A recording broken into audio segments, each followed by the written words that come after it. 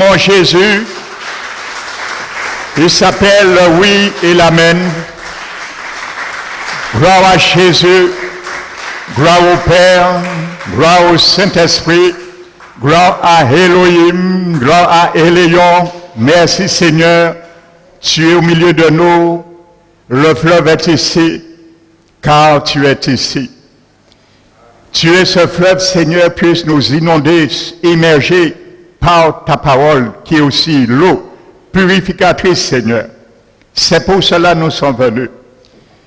Ta parole nous dit, au commencement, tu as fondé les cieux. Alléluia. Ils périront un jour, mais toi tu demeures. Ils seront roulés comme un vêtement, un manteau. Mais toi, tes jours ne finiront point. Merci Seigneur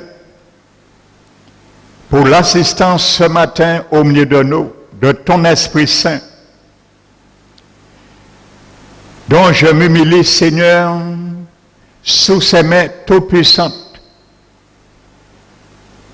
afin que je sois l'instrument qui me donne les paroles ce matin. Puisses-tu les mettre dans ma bouche, Seigneur. Car encore ce matin, Père, tu as un objectif à atteindre pour chacun de nous. Puisses-tu pleinement, Seigneur, ma prière ce matin, de parler à un cœur ce matin. Afin, Seigneur, que ce cœur ne puisse jamais être la même personne. Devenir, Seigneur, les mêmes réalités de sa vie. Qu'il soit ainsi ce matin au milieu de nous, par la souveraineté de ton esprit au milieu de nous. Je m'humilie, Seigneur. Je m'abandonne à toi ce matin. Que ton onction tombe maintenant, Seigneur, sur ma personne, afin de m'environner et me conduire, Seigneur, dans ta volonté. Merci pour tout.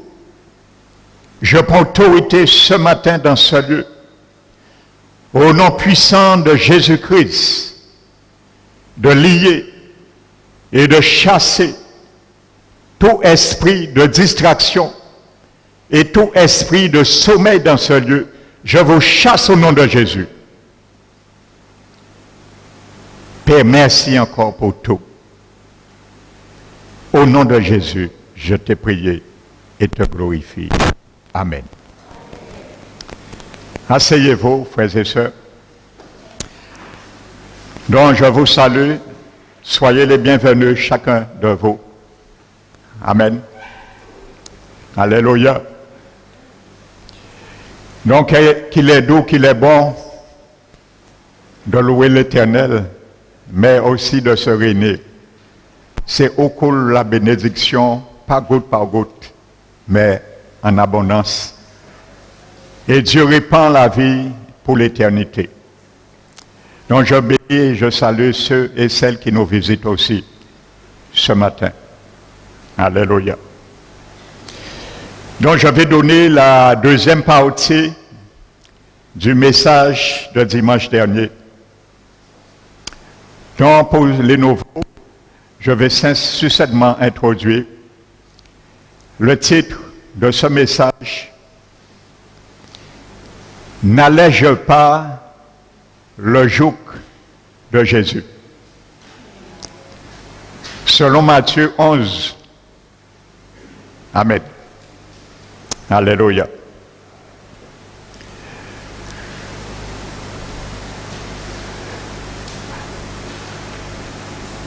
Vous savez, frères et sœurs, la Bible nous dit, dans le psaume 92, que les justes croissent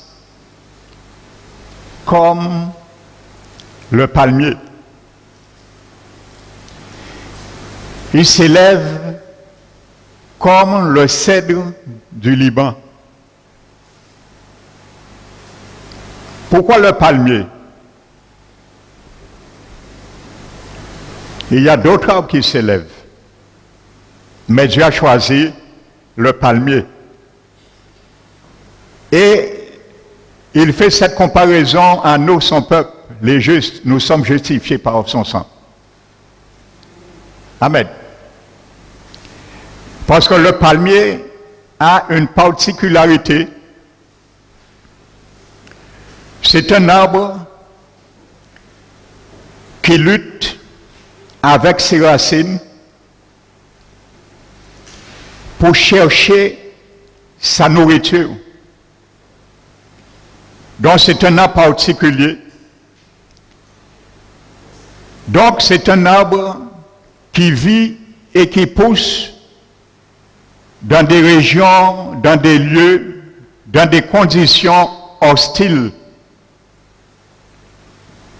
Amen. Ça ne veut pas dire rébellion. Ça veut dire dans beaucoup de contraintes. Et c'est à travers ces contraintes qu'il grandit, qu'il s'élève. Mais plus que le palmier s'élève, il peut aller juste au maximum à peu près 30 mètres. Mais ça veut dire, plus le palmier grandit extérieurement de haut, mais en réalité, il grandit souterrainement en même temps. Donc ça veut dire qu'il croît, sa croissance est comme on dit en mathématiques, d'une manière exponentielle. Alléluia. Dans les mêmes conditions, proportions de résistance qu'il trouve dans la terre, dans la source où elle est plantée, c'est dans les mêmes proportions qu'elle s'élève. D'une manière exponentielle. Alléluia. La racine du palmier peut aller puiser sa nourriture pour vivre jusqu'à 30 mètres de profondeur, avec toutes les résistances qui en cours. Parce qu'il faut qu'il cherche sa nourriture pour s'élever. Amen. Donc c'est pour cela, la Bible nous dit que le juste s'élève comme le palmier. Alléluia. Amen. Donc quand le palmier, une fois qu'il est dans sa source, il s'est adapté, tout ce qui se passe ne l'intéresse pas. Alléluia. Il devient inébranlable, robuste, résistant. Alléluia. Donc vous savez, lorsque nous sommes aussi, nous avons trouvé la source de la vie qui est Jésus, nous l'avons chanté. Tout ce qui se passe, mon frère, ma soeur, à tes côtés ne t'intéresse pas. On te critique, on critique un frère ou une soeur, on critique le pasteur, ça ne t'intéresse pas. Parce que tu as déjà lutté contre ça. C'est ça que j'appelle l'arbre qui lutte dans des conditions hostiles. C'est un arbre qui est combatif. Tu dois être combatif pour le Seigneur, pour ta subsistance et ta croissance spirituelle. Alléluia. Et il y a beaucoup, lorsqu'ils rentrent, on les dit quelque chose, on les regarde mal, ils quittent. Mais le palmier, tu peux le mal regarder, tu peux lui dire quelque chose, ça ne l'intéresse pas du moment qu'il a puisé la bonne source. Alléluia. Du moment où ces racines ont fait le travail et où nous devons rester dans notre croissance, plantés planté dans la maison de l'Éternel, il prospère dans les parvis de son Dieu. C'est là, la source souterraine est pour toi et moi. Tu es un juste. Alléluia. Une autre particularité du palmier, vous savez, avec cet arbre, il y a 360 activités à travers cet arbre, on peut faire. Et c'est un arbre, vous savez, il peut y avoir des vents violents, jusqu'à 120 km/h. C'est un arbre, il est prévu pour résister à ces courants vent. Il se plie, mais il ne se casse pas et ne se brise pas. Et lorsque le courant vent passe, il se redresse et redevient comme il était. Alléluia. Parce que son objectif, c'est s'élever. Alléluia. C'est croître. Alléluia. Amen. Donc ça, le juste, Dieu nous demande à travers le palmier un geste d'humilité. Lorsqu'il y a dans nos vies des orages, et il y en a toujours, et il y en aura toujours, le jour où tu t'es donné au Seigneur, on t'a dit, il n'y aura jamais d'orage, quitte cette église. On t'a menti. Parce qu'il n'existe pas d'évangile sans offense. Et il y aura toujours des tempêtes. Les tempêtes sont là pour te faire puiser dans des zones, dans des terrains hostiles. Pour ta croissance, pour ta subsistance, c'est ça la nourriture du palmier. Alléluia. Donc dans les moments de tempête, d'orage, nous devons aussi fléchir comme le palmier nos genoux pour prier et chercher la face de Dieu. Et lorsque l'orage est passé, nous restons dans l'humilité, nous nous relevons et nous continuons à croître parce que nous sommes plantés dans la maison de l'Éternel. Alléluia. La Bible dit, nous sommes aussi comme le cèdre du Liban. Pourquoi pas le cèdre d'une autre région, mais du Liban? Parce que le cèdre du Liban aussi avait une particularité. Il y avait d'autres cèdres dans d'autres régions, hors du Liban, qui croissaient également, mais au lieu de croître tout droit, il croissait parfois un peu à droite. Il se redressait et il partait à gauche. Donc il y avait une manière, comme on dit, comme la Bible appelle, scoliose. Alléluia. Je rappelle que le mot que la Bible parle de redresser nos chemins tortueux, dans le grec, c'est scoliose. Alléluia. Il y a des enfants de Seigneur, ils ont une déformation. Et le Seigneur veut redresser cette déformation. Amen. Donc le Seigneur ne veut pas que nous ayons cette maladie, je parle spirituellement, une déformation. Alléluia. Si nous l'avons, le Seigneur a de quoi à nous déformer et à nous remettre droit. Parce que les marqués, le juste, croissent comme le cèdre du Liban. Alléluia. Non, il s'élève plutôt, comme le cèdre du Liban.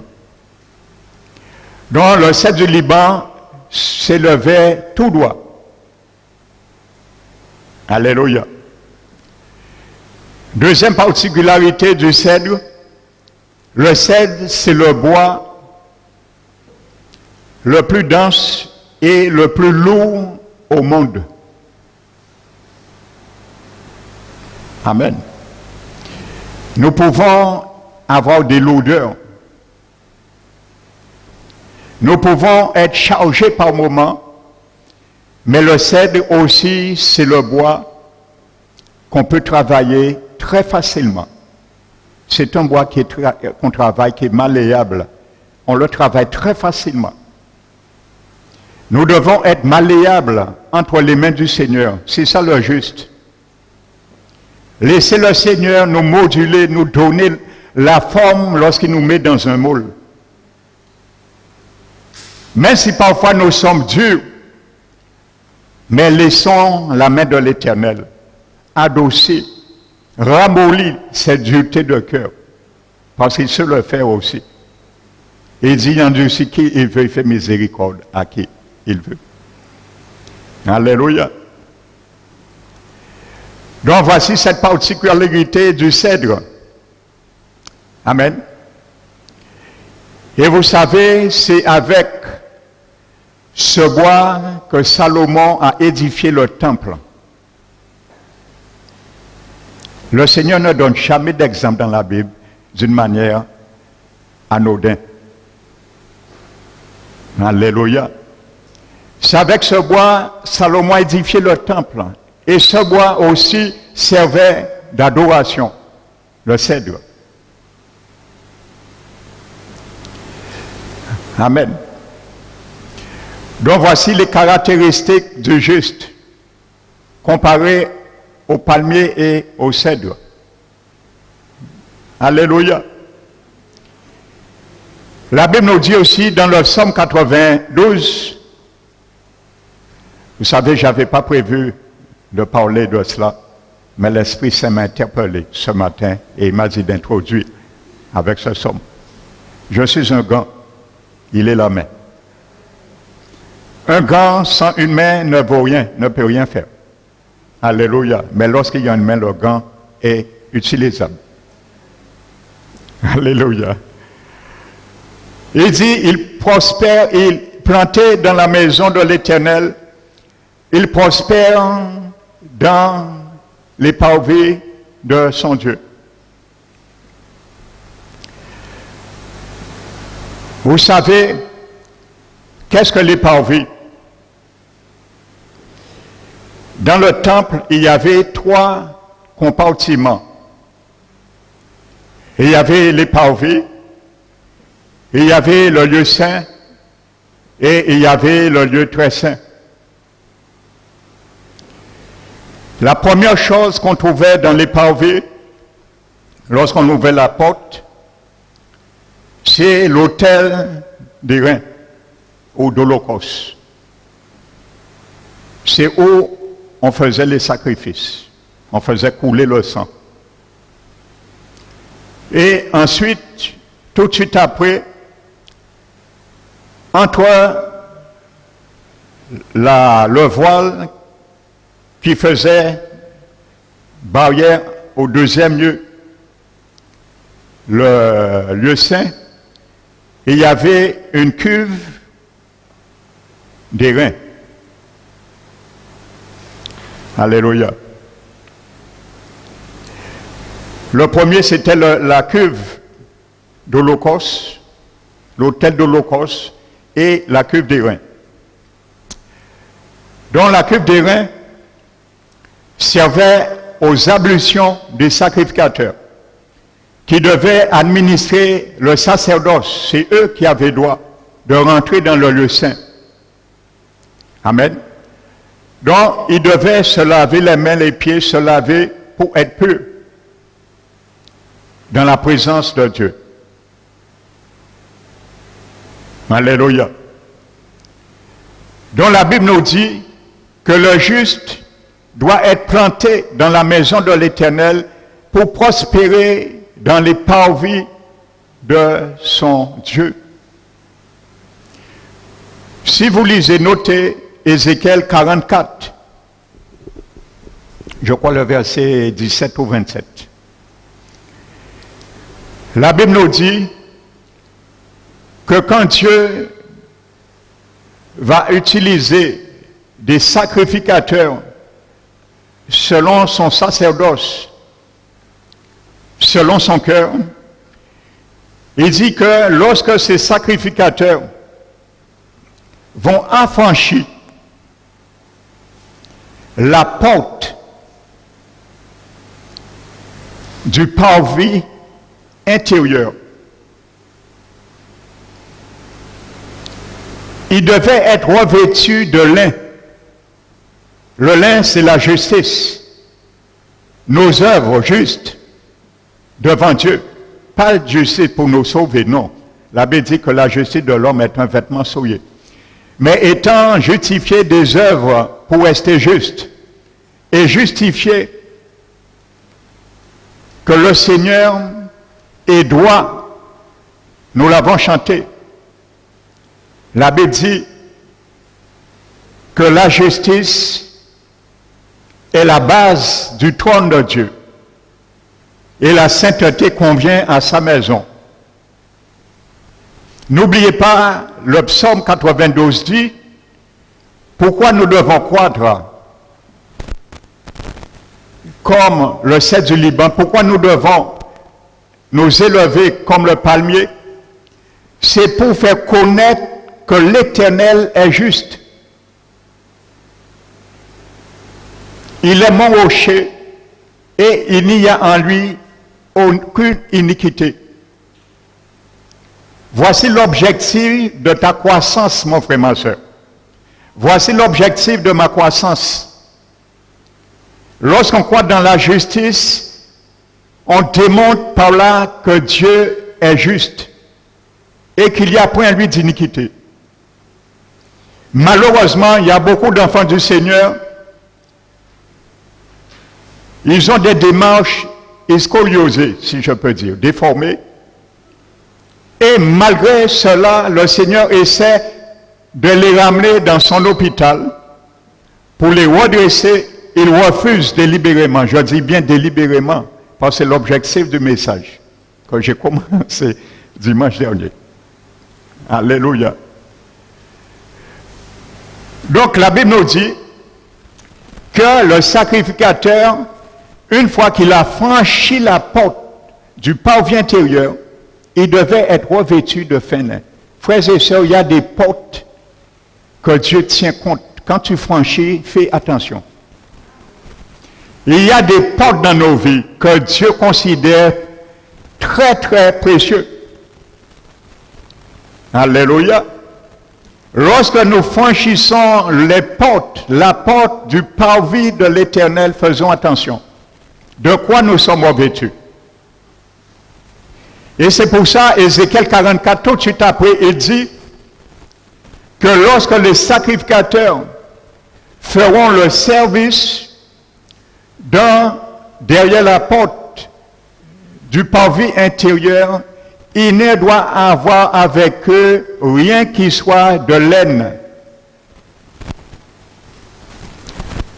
Vous savez, selon ce qu'était juif, la laine mélangée avec le lin donnait pour un juif et représentait la compromission. Combien d'enfants du Seigneur rentrent le dimanche dans les parvis, dans la maison de l'Éternel, avec des compromissions dans leur vie? Avec un peu de Dieu, le lin, la justice de Dieu, qui les demande une conduite, une droiture à avoir moralement, en parole, en pensée et en acte, mais ils viennent aussi avec un peu de la chair, un peu du monde. Donc Dieu a dit, lorsque nous franchissons la porte du parvis intérieur, de considérer ces deux choses. Regardons bien comment nous sommes revêtus, et si nous n'avons pas de la laine avec nous, je ne parle pas physiquement, si tu es vêtu de laine, tu es le bienvenu. Alléluia. Et spirituellement, que nous parlons, la laine mélangée avec le lin, c'était la compromission. Alléluia. On a une vie double. Parce que bien souvent, on rejette la correction du Seigneur. Alléluia. Donc voici pour cela que la Bible nous dit de prendre garde quand nous franchissons les parvis. Alléluia. Dans nos cœurs, c'est les parvis de l'Éternel également. Amen. Lorsque nous entrons dans les parvis, nous devons considérer la première chose que nous regardons, nous voyons, c'est l'autel des holocaustes. Nous rappeler que nous n'avons rien payé pour notre justice, pour être justifiés devant Dieu. Ça a été gratuit par le sang de Jésus. Mais en retour, respecter ce sacrifice et ne pas prendre la grâce de Dieu comme une dissolution à vivre comme nous voulons.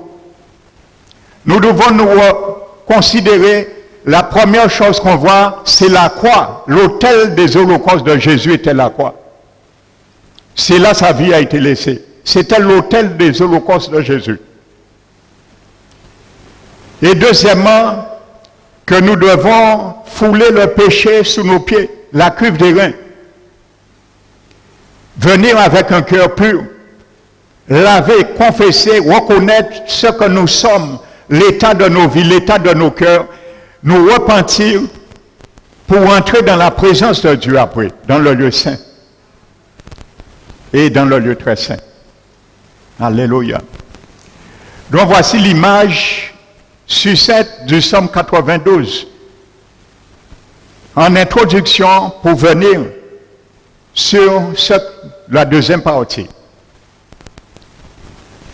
Ce que nous n'avons pas à entendre, et je le répète, nous n'avons pas le choix, mon frère, ma soeur. Il y a des choses que nous allons toujours aimer entendre à travers un prédicateur. C'est normal. Si ça correspond à notre vie, à notre mentalité, nous allons dire Amen. Mais si il y a des choses que nous allons entendre qui ne correspondent pas au tableau que nous avons peint de nous-mêmes, dans nos vies, et ça va entacher le tableau, c'est normal, ce sera gênant, et nous allons commencer à faire des menaces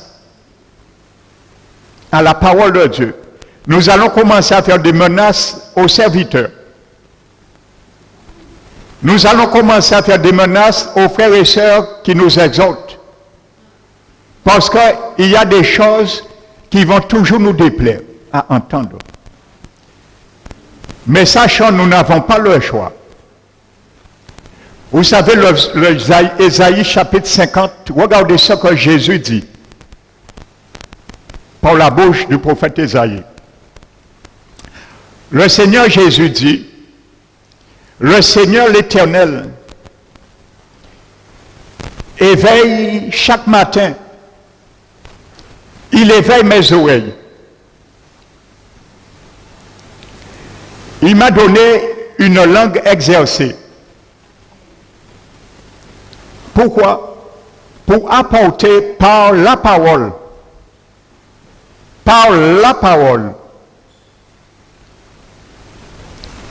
alléluia, un soutien à celui qui est affaibli. Amen. Il dit, le Seigneur m'a ouvert l'oreille. Alléluia. Jésus qui parle. Le Père lui a ouvert l'oreille pour qu'il entende comme entend un disciple. Et Jésus dit, je n'ai point résisté. Je ne suis point retiré en arrière quand Dieu était en train d'ouvrir ses oreilles. Quand Jésus était sur la table d'opération du Père, il n'a pas reculé. Alléluia. Il n'a pas résisté. Dit, papa, je ne veux pas entendre ça. Qui, plus que Jésus, frères et sœurs, qui pouvait fermer ses oreilles à certaines choses le concernant? Vous savez tout ce que Jésus a subi C'était la gloire pour lui? Non. Ésaïe 50 dit, il a livré lui-même son dos à ceux qui le frappaient. Il a livré lui-même sa joue à celui qui arrachait sa barbe, et il n'a point dérobé son visage au crachat et aux ignominies. Parce que le Père a ouvert ses oreilles. Il a été d'accord à tout ce que le Père lui disait le concernant. Donc il a accepté, frères et sœurs.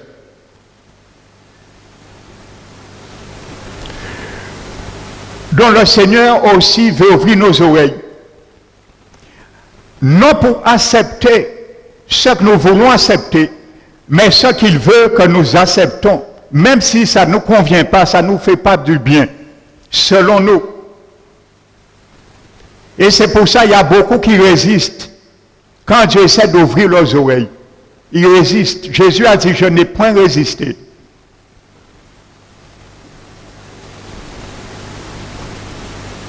Alléluia. Quand Jésus a dit, Père, si tu pouvais retirer cette coupe devant moi, mais il a dit que ça ne sera pas ma volonté, mais ta volonté. Il pouvait refuser ça. Alléluia. Jésus pouvait refuser certaines choses, mais il a tout accepté. Et regardons ce qu'il dit, je crois que c'est dans Hébreux 10. La Bible nous dit, quand Jésus est rentré dans le monde, il a dit au Père, tu n'as voulu ni sacrifice, ni offrande, alors tu m'as formé encore, parce que je devais venir encore pour être ce sacrifice et cette offrande. C'est ça que ça veut dire. Il dit, tu n'as agréé ni holocauste et ni sacrifice pour le péché. Mais j'ai dit, je viens au Père selon le rouleau me concernant pour faire ta volonté. Quand tu as dit, Seigneur, je t'accepte pour faire toute ta volonté, il y a un rouleau aussi qui est écrit pour toi. Et tu dois puiser la volonté de Dieu pour toi personnellement. Alléluia. Il y a un rouleau aussi qui est écrit pour toi. Ça veut dire le rouleau te dit de ne pas marcher dans l'injustice. Donc tu sais, tu dois marcher dans la justice. Le rouleau te dit, il faut aimer ton frère et ta soeur. Quoi ça te coûte?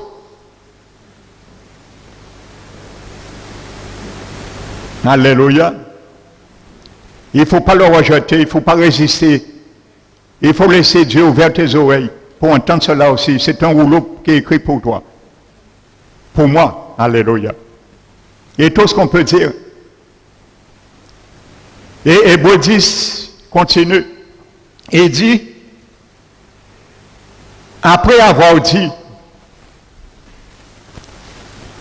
que tu n'as voulu ni sacrifice, ni offrande, ni agré, holocauste, ni sacrifice pour le péché, j'ai dit au Père, je viens pour faire ta volonté.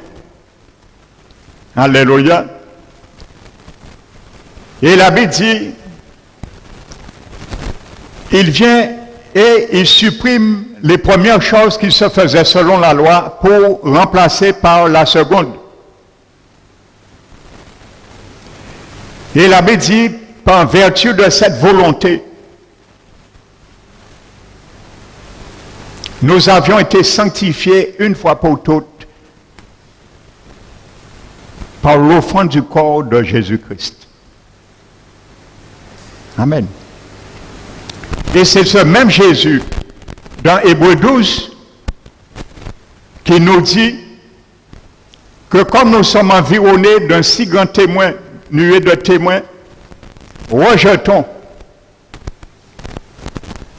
tout fardeau. Nous avons vu Matthieu, le verset d'introduction. Jésus a dit, si quelqu'un est chargé, fatigué, de venir à lui, de prendre son joug. Et ce joug, c'est recevoir les instructions de Jésus. Ce joug, c'est recevoir ce qui est écrit de toi et de moi dans le rouleau te concernant. Amen. Recevez mes instructions, car je suis doux de cœur et humble. Et vous trouverez le repos pour vos âmes. Il nous l'a promis. Donc si nous recevons ces instructions, nous sommes dans le repos pour notre âme. Lorsque notre âme est troublée, c'est bien souvent nous avons fermé nos oreilles, résisté quand Dieu voulait l'ouvrir. Car il y a des choses que nous ne voulions pas entendre. Et si nous ne voulions pas les entendre, nous ne pourrons pas les mettre en pratique.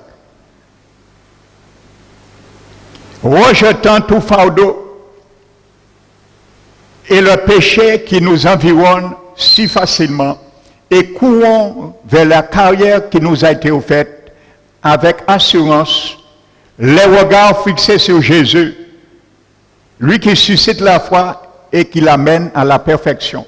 Et la Bible nous dit, Jésus, en échange de la joie qui lui était offerte, il y avait un échange. La joie dépendait de quelque chose. En échange de la joie qui lui était offerte, a souffert la croix, méprisé l'ignominie, et s'est assis à la droite du trône de Dieu. Donc, voyez, la Bible dit Jésus a méprisé l'ignominie. Qu'est-ce que ça veut dire? Ça veut dire Jésus a dit, je vais accepter. Vous savez, Jésus était dénudé. Ça l'a humilié. Sans compter d'autres choses. Donc, il haïssait cela en sa personne. Mais il a quand même accepté. Bien qu'il a méprisé cela, il a accepté. Ça ne lui convenait pas. Il a accepté. Parce que c'était la volonté de Dieu. Et ses oreilles ont été bien éveillées et ouvertes pour cela. Et il a dit, Père, tout ce que tu veux, je l'accepte. Même si ça ne me convient pas. Eh bien, la Bible dit, il a souffert la croix, méprisé l'ignominie. Alléluia. Ça, c'était ces racines qui s'enfonçaient dans les régions hostiles, mais qu'il a élevé. Amen. Vous savez, le cèdre, lorsqu'il arrive à maturité, la taille maximum qu'il atteint, c'est 30 mètres. Une fois qu'il est arrivé à 30 mètres, le cèdre ne grandit plus. C'est fini. Il est étalonné à 30 mètres. Mais ensuite, qu'est-ce qu'il fait? Le cèdre, il grossit. Il devient robuste. Il ne peut plus monter. Sa taille maximum, c'est 30 mètres. Mais une fois arrivé le cèdre, il devient robuste. Il grossit par contre. Alléluia. Et le Seigneur veut, selon Éphésiens, que nous arrivions par les 5 ministères de la parole à la stature, à la mesure de la stature parfaite du Christ.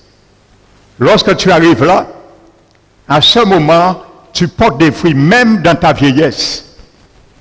Tu peux alimenter maintenant. Tu as pris de la force, tu peux alimenter non seulement ta vie, mais aussi les autres, fortifier les autres, porter une parole pour fortifier les autres, ainsi de suite. Alléluia. Donc nous pouvons aider les autres aussi. Le cèdre, il a cette particularité. Amen. Donc, frères et sœurs, nous venons à l'âge de maturité dimanche dernier. 1 Roi 12. Alléluia.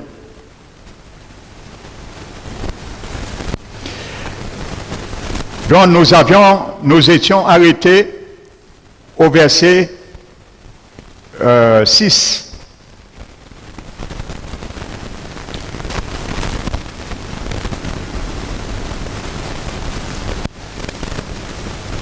Donc je disais, Jéroboam veut dire peuple nombreux et celui qui rassemble. Ce que ça veut dire le nom de Jéroboam, celui qui rassemble.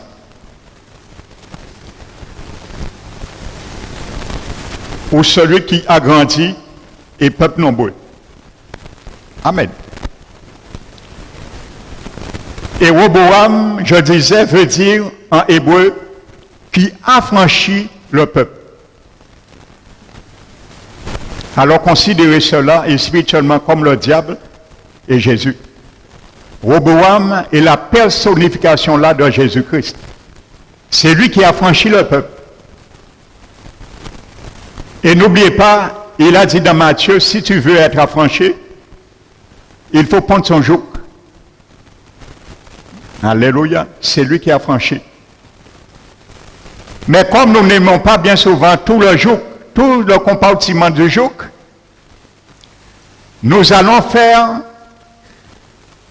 des marchés. Nous allons négocier. Et c'est ce que Jéroboam va faire avec Roboam. Il va négocier. Et c'est pour ça que nous avons vu, il dit à Roboam, de rendre le joug de ton père Salomon sur nous plus léger, si tu veux que nous te servons. Alléluia. Donc il y a beaucoup d'enfants du Seigneur, pour qu'ils servent vraiment, marchent avec Dieu, il faut que Jésus allège le fardeau qu'il les a donné. Et c'est pour ça que j'ai donné le titre, ne rends pas léger le joug du Seigneur. Il a déjà rendu léger. Si tu essaies de le rendre plus léger, tu vas te charger. Alléluia. On ne négocie pas avec le joug du Seigneur. Jéroboam voulait négocier et le diable va négocier avec le joug que Jésus t'a donné à porter moi aussi. Parce que son objectif, c'est agrandir son royaume. Amen. Et rendre un peuple nombreux. C'est ça le nom de Jéroboam. Mais celui qui a franchi, la Bible dit qu'il a été prendre conseil au niveau des anciens. Et les anciens lui ont dit, tout ce qu'on te dit de faire, de leur accepter, de leur donner pour leur bien, pour qu'ils te suivent, accepte. Comme ça, ils vont te suivre. Voici la compromission. Amen. Il y a des gens qui viennent à l'église, ils viennent 1-2 fois. Ils ne sont pas encore chrétiens ou chrétiens. Ils entendent le message, 1, 2, 3. Le message gravite autour des souffrances que Dieu demande pour porter sa croix, ainsi de suite. Et il réfléchit, il calcule, la personne calcule, dit, ouais, mais on a l'habitude de faire ça, si moi accepte Jésus, un peu, puis faire ça, ainsi de suite. Calcule. Donc on négocie avec le joug du Seigneur. On ne peut pas négocier avec Jésus, le joug qu'il nous demande. C'est trop simple. Le joug de Jésus, c'est recevoir ses instructions. Recevoir les instructions, c'est quoi? C'est obéir ce qu'il nous demande. C'est tout. Lorsqu'on commence à désobéir, on se charge. Les choses deviennent difficiles pour nous. Et bien souvent, nous cherchons beaucoup d'endroits. La raison, la cause. Mais la cause, c'est nos cœurs. Et c'est là qu'on veut parler, chercher. Frères et sœurs, on négocie, on essaie de négocier. Donc, le roi Roboam dit, bon,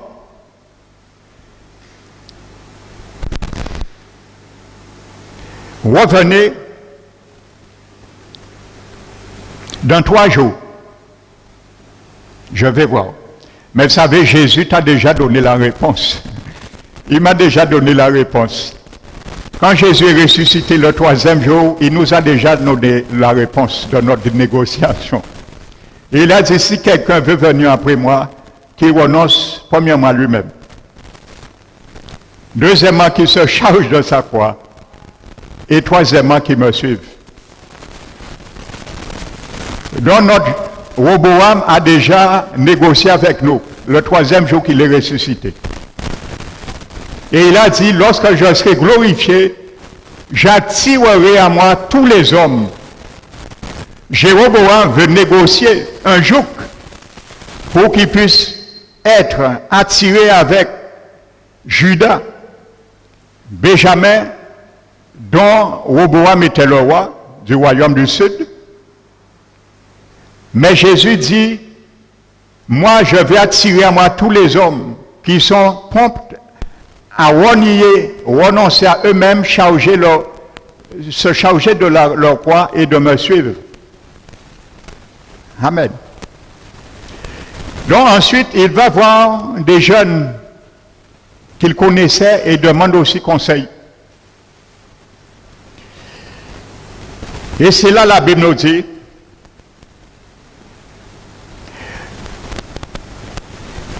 verset 11, maintenant mon Père, il dit, voici ce que tu vas lui répondre. Mon Père vous a chargé d'un joug pesant, et moi je vous le rendrai plus pesant. Mon frère, ma soeur, Jésus te dit, si tu refuses son joug, il va te le rendre plus pesant. Parce que son joug, c'est recevoir ses instructions. Obéir Dieu, marcher avec Jésus n'est pas plus facile, je te pose une question ce matin, que venir dans un chemin et voir qu'il y a une clôture, une muraille qui est remplie d'épines. Et si tu veux l'escalader, tu seras obligé de te piquer, de te faire mal. Qu'est-ce qui est plus difficile? Donc voyez, nous l'avons vu aux deux. C'est ce que Dieu va faire pour nous ramener dans le joug. Lorsque nous ne voulons pas nous atteler avec les mêmes pas que Jésus. Amen. Jéroboam et tout le peuple virent à Roboam le troisième jour, suivant ce qu'avait dit le roi. Venez vers moi 3 jours, dans 3 jours. Le roi répondit durement au peuple et il laissa le conseil que lui avait donné les vieillards et il parla ainsi d'après le conseil des jeunes gens. Mon père a rendu votre joug pesant et moi je vous le rendrai plus pesant. Mon père vous a châtié avec des fouets. Amen. Nous avons vu Proverbe 26. Le fouet est pour le cheval et le mors pour l'âne. Mais la verge est pour le dos des insensés. Lorsque nous devenons insensés, l'Éternel prend sa verge. Et Jésus a bien dit de prendre mon joug sur votre dos, sur vous. Pas avec vous, hein, sur vous. Il y a quelque chose qui doit peser sur toi, mais qui est léger. C'est la seigneurie de Jésus. C'est la volonté de Jésus. C'est ça son joug. Prenez mon joug sur vous. Ne le descends pas. Ne mets pas le joug sous tes pieds. Tu ne pourras pas être attelé avec. Tu vas le fouler, la parole. Beaucoup veulent ça, on négocie. Mais le Seigneur dit que le peu qui nous demande, si nous ne voulons pas accepter, il va le rendre plus dur.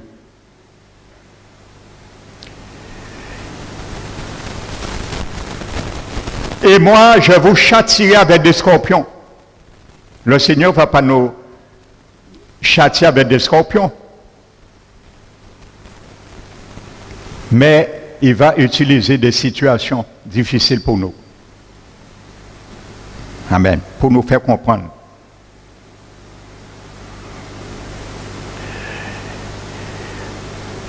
Donc finalement, Roboam a pris sa décision. Il a dit non, non, je ne vais pas négocier avec toi, Jéroboam.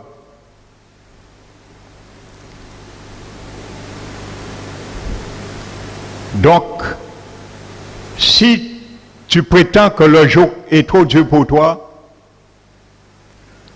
mais moi je fais ce que l'Éternel me conduira à faire. Amen. Maintenant la Bible nous dit, Roboam maintenant, qu'est-ce qu'il va faire? Et ça c'est le plan de l'ennemi. Pour te jouer avec des problèmes. La Bible nous dit, Roboam savait à chaque année, le 8e mois, le 15e jour du mois, que Juda faisait une fête à l'honneur de l'Éternel. Il va choisir le même mois et le même jour. Il n'a pas eu par négociation, il va user par le truchement.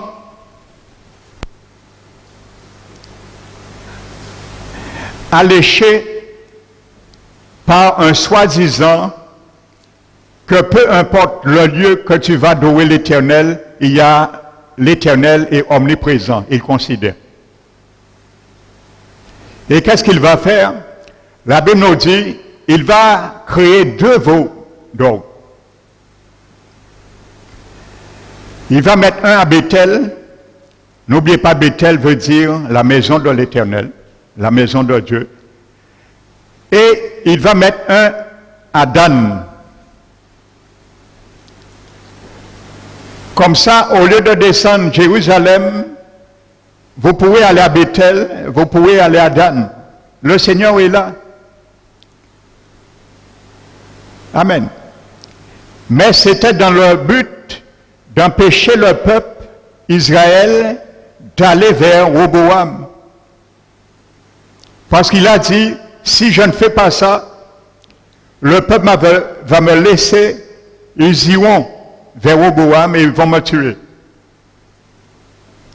Et effectivement, il faut tuer tous les œuvres de la chair qui t'empêchent d'aller vers Roboam. Celui qui a franchi. Alléluia.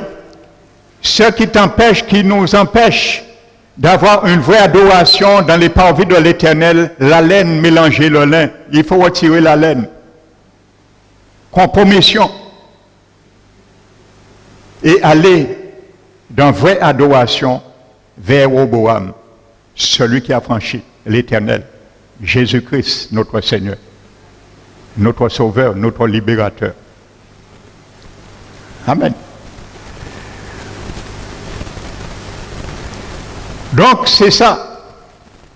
Vous savez, dans la Bible, il y a des guerres d'autels.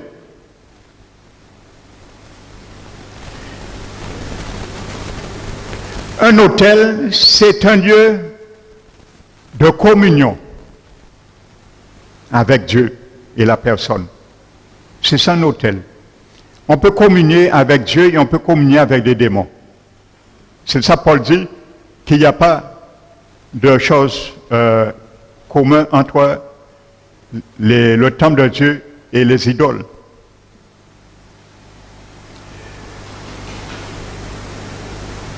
Il y a des autels.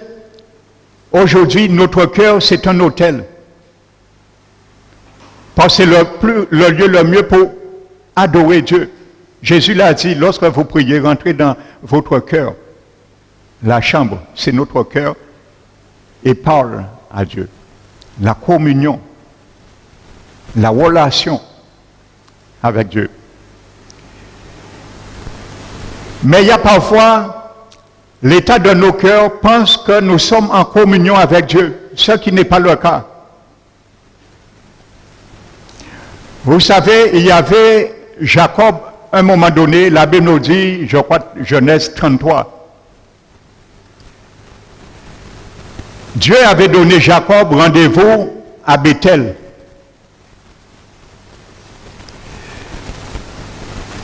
Et au cours de route, Jacob fait sa volonté.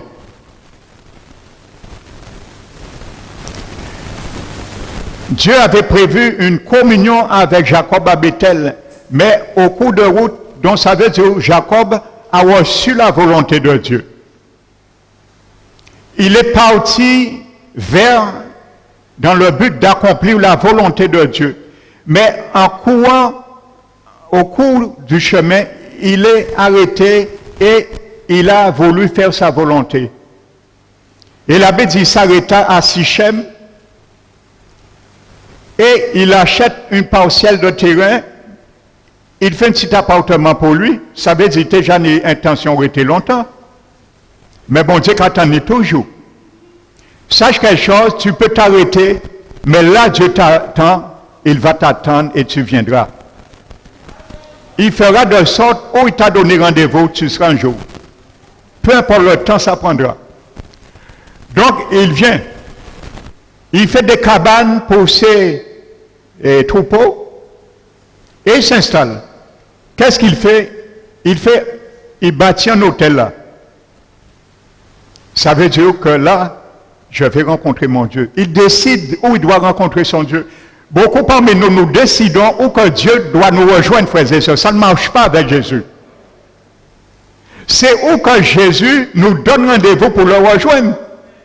Si Jésus nous donne rendez-vous dans sa justice, dans les parvis, ce n'est pas l'extérieur des parvis, il est dans les parvis. C'est là qu'il nous attend. À l'extérieur des parvis, nous faisons ce que nous voulons. Mais quand il nous donne rendez-vous dans les parvis, nous faisons sa volonté. Amen.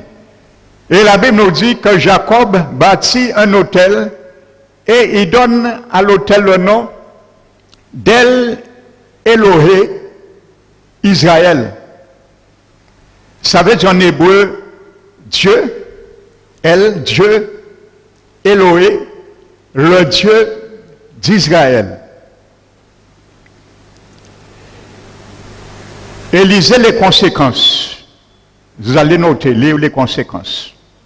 Lorsqu'on veut faire nous-mêmes notre propre autel et inviter Dieu dans un département qui ne convient pas qu'il soit, nous attirons des problèmes. Les problèmes que Jacob a tirés, vous allez voir, on a violé sa fille.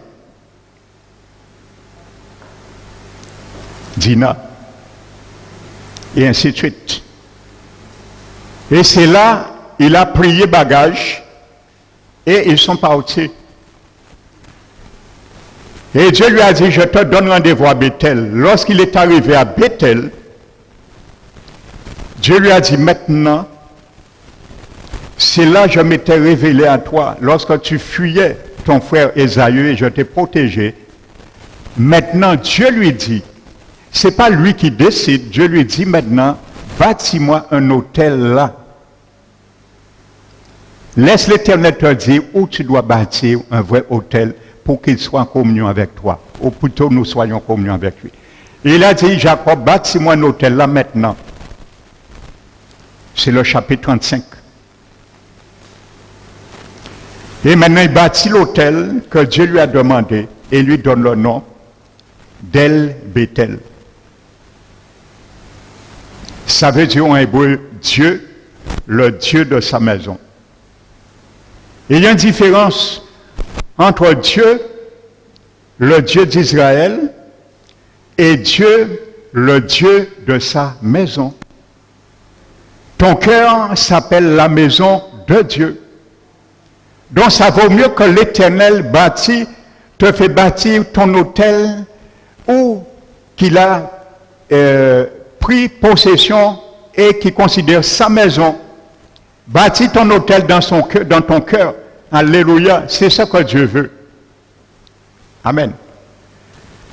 Regardez bien, frères et sœurs, lorsque Élie est venu pour faire la pluie tomber dans 1 Roi, chapitre 17 et chapitre 18, la Bible nous dit qu'il y avait l'abomination en Samarie, parmi Israël. Ils étaient voués à l'idolâtrie. Et le prophète Élie fait quelque chose de prophétique. Voici comme ça Dieu veut que nous rétablissions l'autel de nos cœurs. Il y a une procédure, une traçabilité. Lorsque notre autel a été renversé, Dieu nous demande de le rétablir. Amen. Mais pas n'importe comment, pas n'importe où, comme Jacob avait fait à Sichem. La Bible nous dit, le prophète Élie demande d'amener, le prophète Élie prend 12 pierres. Et la Bible dit, une pierre par tribu. Donc une pierre représente chaque tribu d'Israël, les 12. Donc une pierre représente ta vie personnellement. Une pierre représente ton cœur. Amen.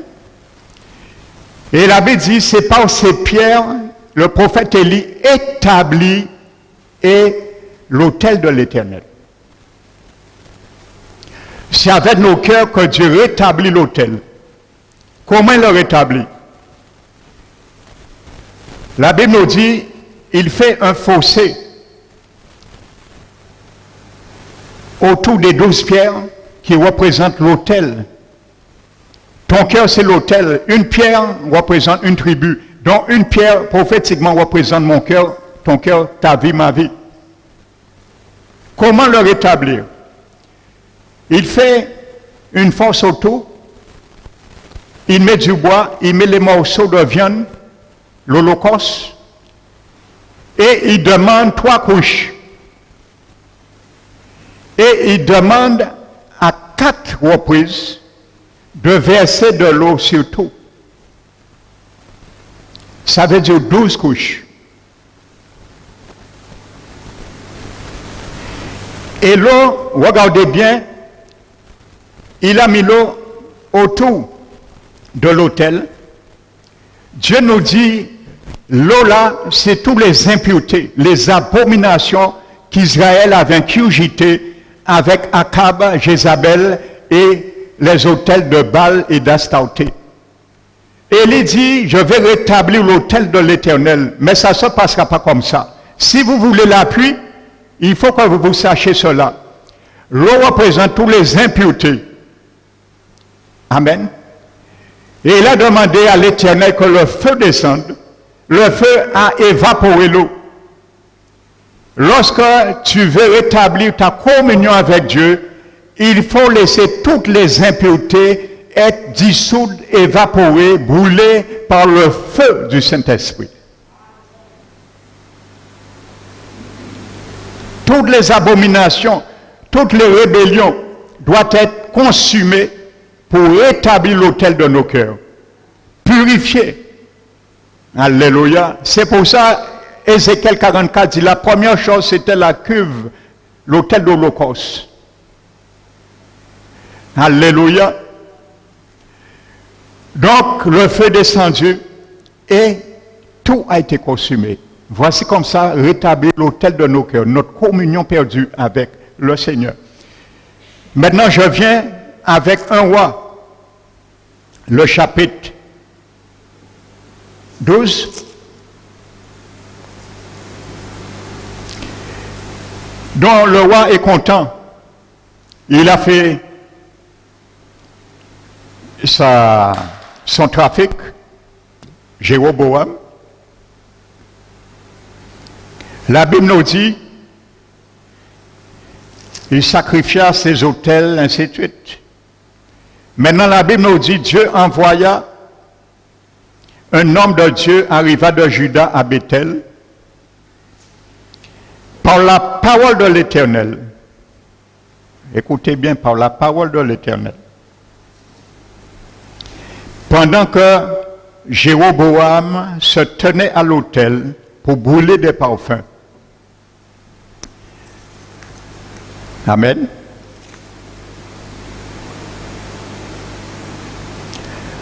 Pour brûler des parfums. Il cria contre l'autel par la parole de l'Éternel et il dit, sois attentif. Autel, autel, ainsi parle l'Éternel, voici, il naîtra un fils à la maison de David, son nom sera Josias, ainsi de suite. Il décrit les conséquences.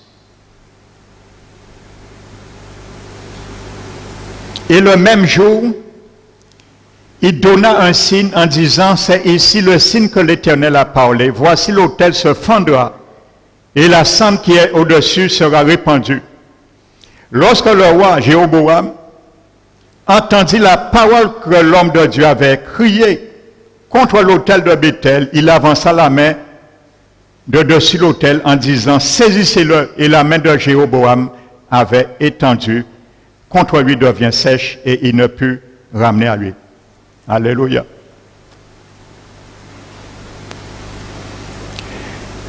La Bible nous montre les conséquences, frères et sœurs, lorsque nous menaçons la parole de Dieu.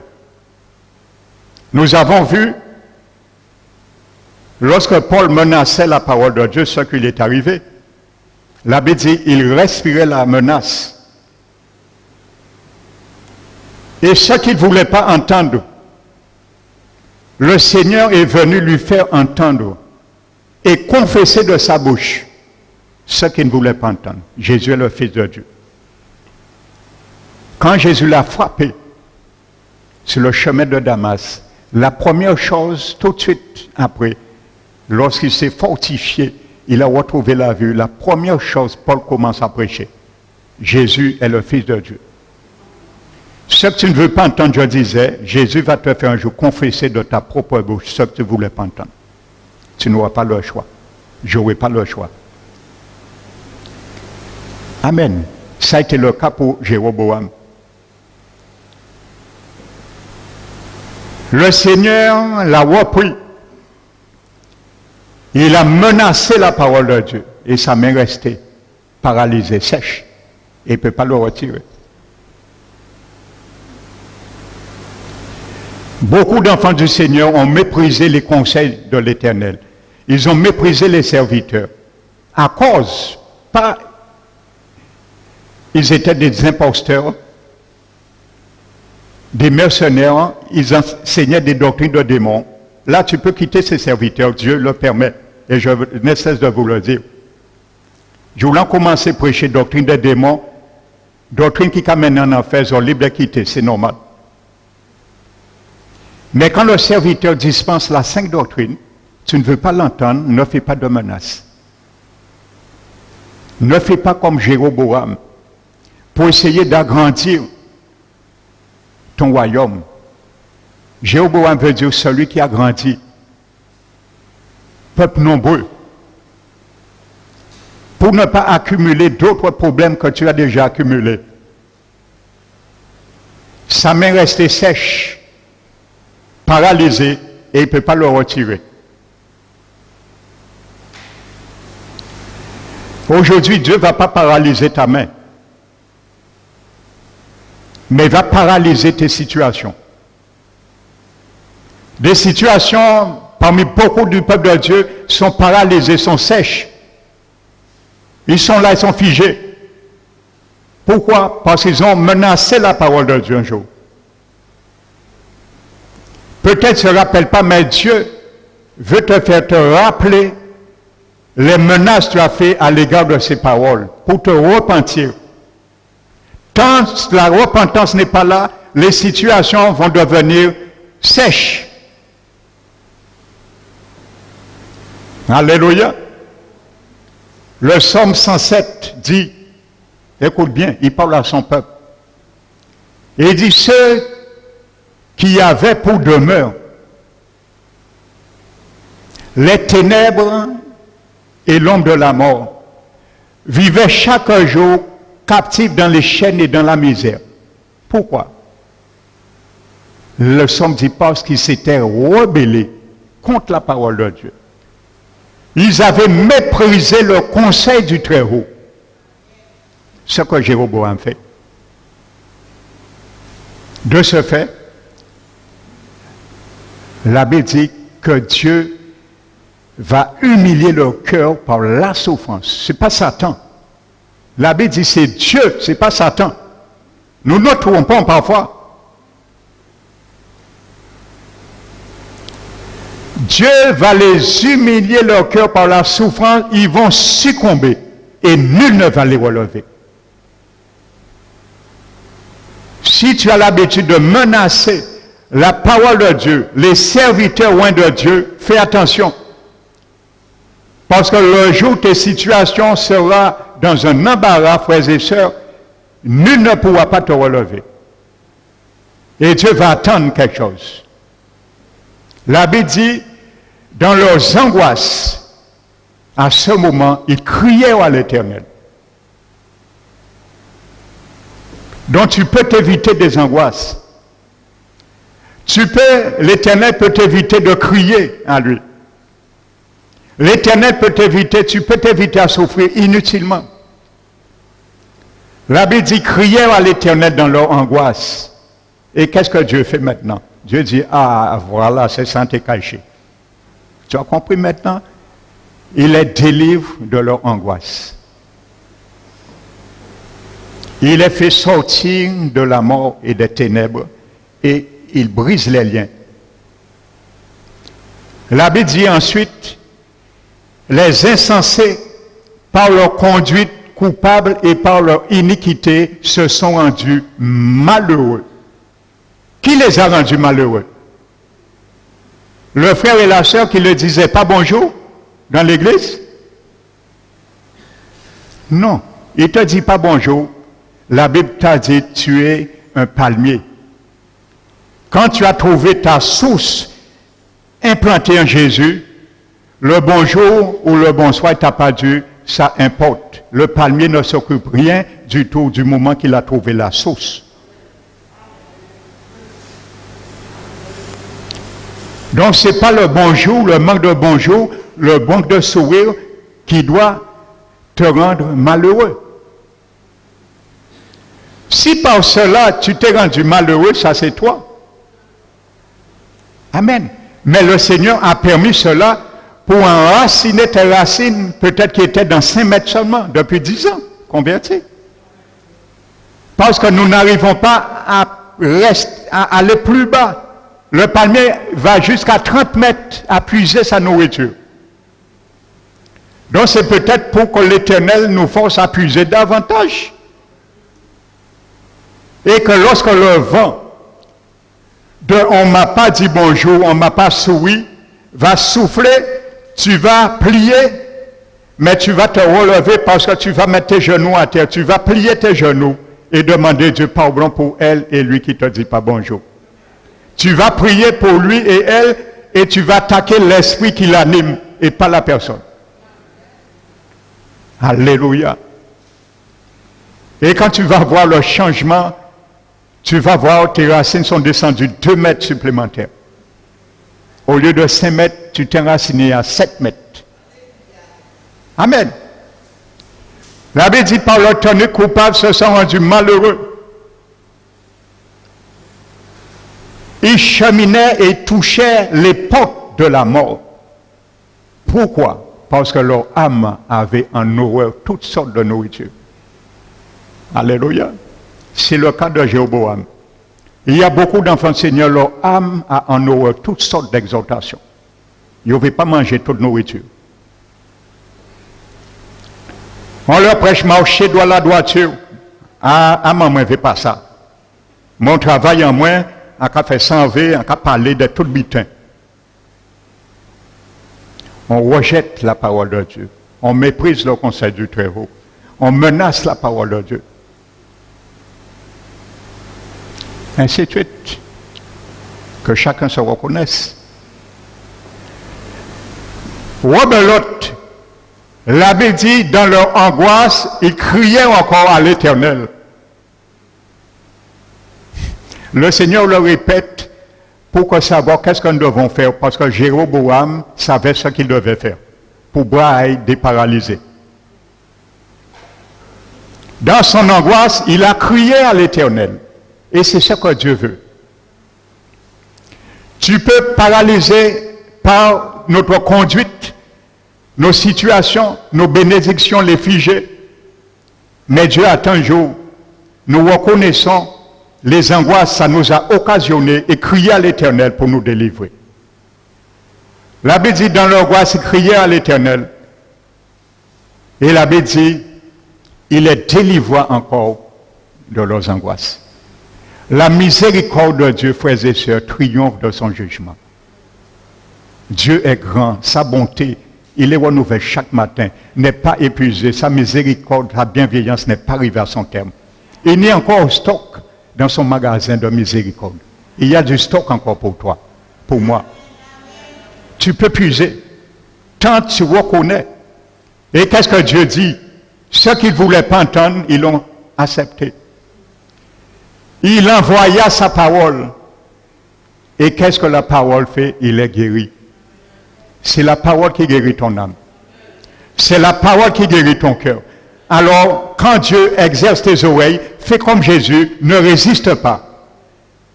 Parce que pour ton âme, ton cœur soit guéri, il faut entendre le baume pour lequel tu dois guérir. Le baume. Alléluia. Donc la Bible dit maintenant, lorsque,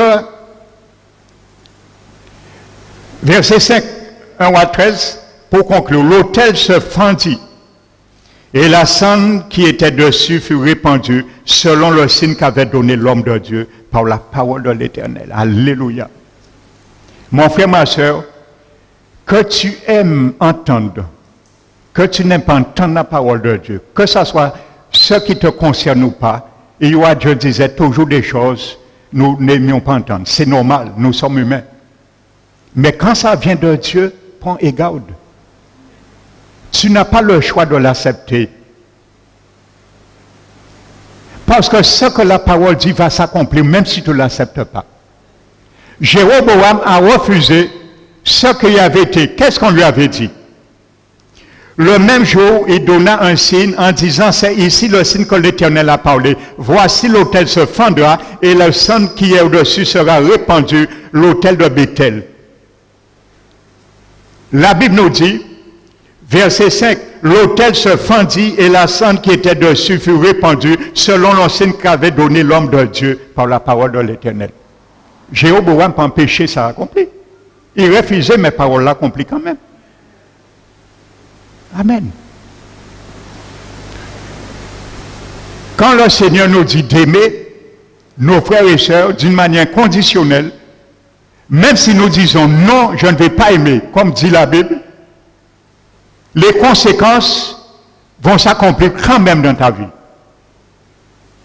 C'est clair. Parce qu'il est inadmissible, un enfant du Seigneur n'aime pas son frère et sa sœur.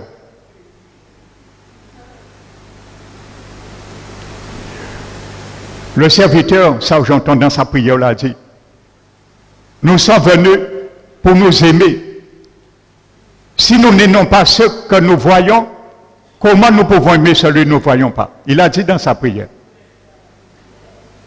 Alléluia. La Bible dit que David avait un cœur selon Dieu. Mais tu n'as pas un cœur selon Dieu dans la nouvelle dispensation. Tu as le cœur de Dieu en toi. David était un homme selon le cœur de Dieu. Il n'avait pas le cœur de Dieu. Mais toi, tu as le cœur de Dieu. J'ai le cœur de Dieu. Parce que l'Esprit de Dieu m'habite. Il t'habite. Tu as le cœur de Dieu. Comment tu ne peux pas aimer? Comment tu ne peux pas pardonner? Quand tu vas menacer une parole qui te dit de pardonner, ta main ne sera pas figée et que Dieu te fasse grâce que ça n'arrive pas. Mais tes situations seront figées. Et pour retrouver grâce dans tes situations, qu'est-ce que tu dois faire? Si tu es dans le cas, fais-le aujourd'hui. Verset 6, voici ce que tu dois faire. Et le roi Jéroboam prit la parole et dit à l'homme de Dieu, implore l'Éternel, ton Dieu, et prie pour moi, afin que je puisse retirer ma main. L'homme de Dieu implora l'Éternel, et le roi put retirer sa main, qui fut comme auparavant. Mon frère, ma soeur, si tu es dans le cas des contestations des menaces, tu respires encore des menaces contre loin de l'Éternel. Celui qui te dispense la nourriture pour ton âme, même si ton âme en horreur certain, point, repens-toi ce matin. S'il y a des situations que tu as rendues malheureuses, figées, inopérantes à cause de cette attitude, repens-toi, tes situations reprendront vie. Elles reviendront comme avant. Le bois de Jéroboam est redevenu comme avant. Lorsqu'il a pris conscience de la réalité qu'il devait accepter l'exhortation, la réprimande de l'homme de Dieu, le prophète jeune, anonyme. Alléluia. Alors, il y a beaucoup parmi le peuple de Dieu qui vivent des situations, les portes sont fermées. C'est un moment favorable d'interpeller chacun de nous. Combien de fois j'ai rejeté la parole de Dieu? Combien, Seigneur, de fois j'ai méprisé ton conseil? Maintenant, je me repens. Dorénavant, je ne le ferai plus. Je vais accepter ce que tu me dis dans ta parole, c'est pour mon bien. C'est pour mon salut. Je ne peux pas négocier plus bas ton jour que tu me demandes de recevoir tes instructions. Amen. Vous voyez, quand on veut recevoir, ne pas recevoir les instructions de Jésus, les conséquences. Jéroboam a refusé de recevoir ces instructions. Ça ne venait pas d'un homme. Il venait de Dieu, selon la parole de l'Éternel. Quand un pasteur prêche, ça vient de l'homme charnel, rejette-le. Tu n'en cours aucun problème, aucun risque. Mais quand ça vient de Dieu, tourne ta langue plusieurs fois avant de le rejeter, avant de le mépriser. Des choses comme ça, un petit détail, mais qui fait grand dans la vie de beaucoup parmi le peuple de Dieu. Donc que ce matin, mon frère, ma soeur, le Seigneur nous bénisse sur ces paroles. Et je terminerai par cette note qui me vient là, Romains 5, Romains 2, 4 plutôt. Paul dit aux Romains, toi qui méprises les richesses de sa bonté, de sa patience et de sa longanimité, ne reconnais-tu pas que la bonté de Dieu te pousse à la repentance? Mais y par ton endurcissement et par ton cœur impénitent, tu t'amasses un trésor de colère. C'est un trésor, hein, la Bible dit. Mais il s'appelle colère. Ça, c'est mauvais perle. En bas, pas de monde qui a acheté ça. Hein. Il s'appelle trésor. Parce qu'elle est dit ailleurs, où sera ton trésor, où sera ton cœur? Tu t'amasses un trésor de colère pour le jour de la colère et la manifestation du juste jugement de Dieu, qui rendra à chacun selon ses œuvres, réservant la vie éternelle pour tous ceux qui, par la persévérance à bien faire, héritent l'honneur, la gloire et l'immortalité. Mais l'irritation et colère pour tous ceux qui se rebellent contre la parole de Dieu, contre la volonté de Dieu. L'irritation et colère pour tous ceux par l'esprit de dispute. L'esprit de dispute. On dispute la parole de Dieu. Alléluia. Pour se rebeller contre la parole de Dieu et pour obéir à l'injustice. C'est ce que Jéroboam a fait.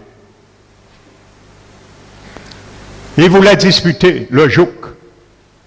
Ça ne lui convenait pas. Il voulait rester dans l'idolâtrie, dans ses abominations. Dieu l'a rejeté, il voulait que Dieu rejette aussi une foule, par son nom qui a grandi, qui rassemble, peuple nombreux. Donc il ne soit pas pour toi, mon frère, ma soeur. Sois parmi celui que le Seigneur rendra les œuvres à ceux qui persévèrent à bien faire. Sois parmi ceux-là, alléluia, pour moissonner l'honneur, la gloire et l'immortalité. Que ce soit ma prière pour toi ce matin, que ce soit ma prière pour moi. Que le nom du Seigneur soit béni. Alléluia. Nous allons nous mettre debout. Je vais prier pour vous dans ce sens, frères et sœurs. Amen.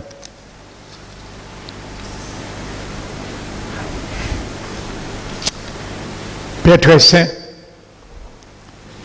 je bénis Seigneur et j'élève ton saint nom. Nous avons ce matin entendu ta parole, Seigneur. Nous avons entendu ta voix qui a fait écho au plus profond de notre être ce matin, mon Dieu. Combien parmi nous étions et peut-être nous sommes encore dans ce cas, dans cette impasse, Père, de rejeter ou de trier certains effets de ta parole à notre égard. Nous savons, ça nous concerne, mais à cause de notre endurcissement et notre cœur impénitent, comme dit ta parole, jusqu'à ce jour, Père, nous n'avons pas pu l'accepter. Mais ma prière ce matin, mon Dieu, que tu puisses nous aider par ton amour qui régit nos cœurs, par ton esprit qui régit notre esprit. Apprends-nous à les digérer. Apprends-nous à les mastiquer. Apprends-nous à les ruminer, même si ça fait mal. Même si ça rentre, Seigneur, dans nos palais comme du miel et qui devient un objet d'amertume dans nos entrailles, mais ça vaut mieux pour notre éternité. Seigneur, ma prière ce matin, il y a parmi nous, je le crois, Seigneur, car il n'y a rien de nouveau sous le soleil. Aussi bien dans cette église, parole qui restaure, ou dans toutes les églises établies en Guadeloupe, il y a parmi ceux et celles qui ont pointé du doigt, frappé du poing, à l'issue de certaines exhortations de tes serviteurs, de tes oins, en pensant venir de l'homme. Mais tu nous dis par la bouche de l'apôtre Paul, dans Thessaloniciens, je rends grâce à Dieu, de sorte après avoir que vous aviez entendu les paroles que je vous ai fait entendre. Vous les avez reçues non venant de l'homme, parole d'homme, mais comme elle est véritablement ce qu'elle est, la parole de Dieu, venant de Dieu. Et c'est elle qui agit en vous, qui avez cru. Beaucoup de fois de situations, nous cherchons la cause. Peut-être aujourd'hui, Seigneur, la solution, la cause, tu nous le donnes. Est-ce que ce n'est pas nos cœurs? Est-ce que ce n'est pas notre pensée? Est-ce que ce n'est pas nos paroles qui nous ont gardés dans ces captivités? Seigneur, tu es un Dieu qui fait grâce. Je te demande ce matin de visiter le cœur et de nettoyer chacun de nous. De transfuser, Seigneur, avec ton sang tous les attributs, les fonctions de notre cœur, afin de laver, de purifier, afin que dorénavant, Seigneur, nous prenons la ferme résolution d'établir l'autel que nous avons renversé à cause de l'endurcissement de nos oreilles pour ne pas entendre ce que tu veux pour nos biens. Apprends-nous, Seigneur, à inviter ton feu, à brûler, à détruire tout artifice de l'ennemi. Et apprends-nous, Seigneur, à rentrer lorsque nous franchissons, non seulement, Seigneur, ce lieu, la porte de la chambre du secret, dans la prière avec toi, de la communion. Apprends-nous, Seigneur, à retirer toute laine et revêtir uniquement le vêtement de lin. Pour que nous puissions arrêter de vivre dans la compromission. Car tu nous dis, nous ne devons pas ramener ces choses dans le service que nous devons te rendre, Seigneur. Chacun de nous, nous avons un service à te rendre, ne serait-ce que permettre au monde de reconnaître que l'Éternel est juste. Il est mon rempart, mon refuge, et il n'y a point en lui d'iniquité. Seigneur, ma prière ce matin, que chacun de nous ici présents puisse croître, Seigneur, comme le palmier, puisse s'élever comme le cèdre du Liban, et que pour jamais nous restons plantés, enracinés dans cette source, dans la maison de l'Éternel, pour que nous puissions prospérer dans les parvis de notre Dieu. Que ça soit ma prière pour chacun de nous. Seigneur, pardonne ce matin. Seigneur, délivre des angoisses. Seigneur, retire dans toute affliction les situations qui a figé à cause des menaces que nous avions faites à travers ta parole, à travers tes oins, à travers ceux et celles qui nous ont exhortés de ta part. Libère-nous ce soir et que chacun de nous sorte dans ce lieu le cœur purifié par ton sang de toute mauvaise conscience. Qu'il soit ainsi pour moi, Seigneur, pour ton peuple, à jamais. Au nom de Jésus-Christ. Amen. Nous allons